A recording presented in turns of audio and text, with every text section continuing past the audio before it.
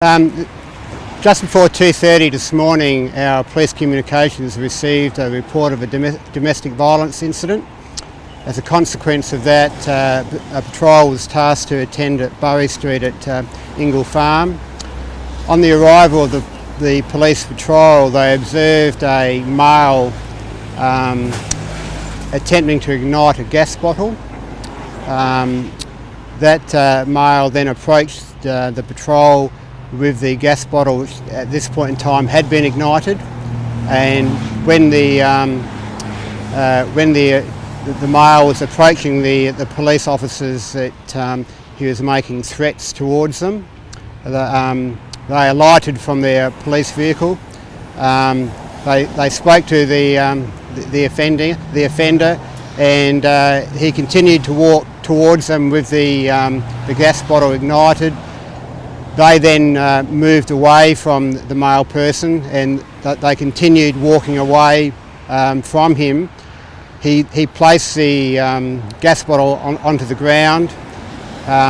They then saw a knife which he had in his hand, and then they continually backtracked from the offender, continually demanding the person to put the knife down. He failed to comply with the instructions of the police. The police deployed one of their both tasers, and unfortunately that didn't stop the male coming towards them.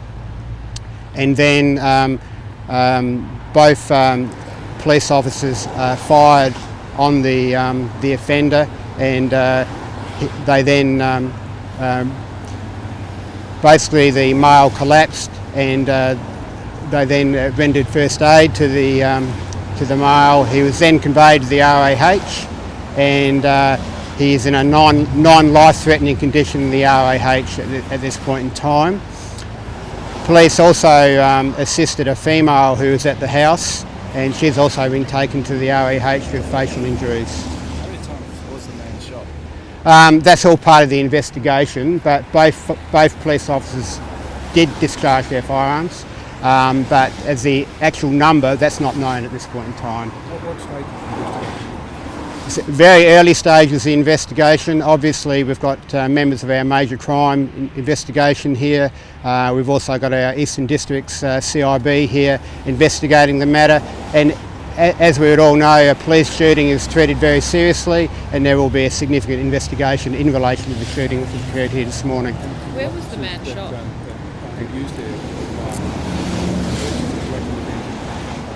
I've spoken to them both this morning. They certainly realise the seriousness of the matter. They're shaken from the incident which has occurred here, but they're doing quite well.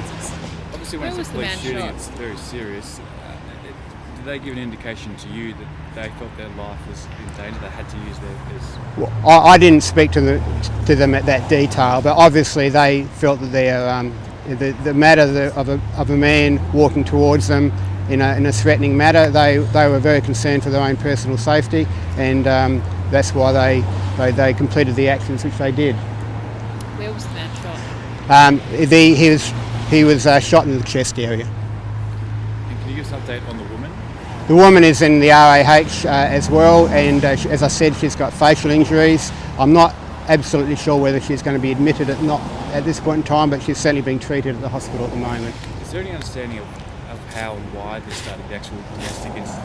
No, we don't understand that level of detail yet. We still haven't had an opportunity to take a statement from the female victim at this point in time, but that's part of our process which we're doing now. And as we would be aware that the incident only occurred at 2:30 this morning, and there's still a lot of work to be done to find out exactly why and what caused the incident to occur, and what the position of the male was at the time.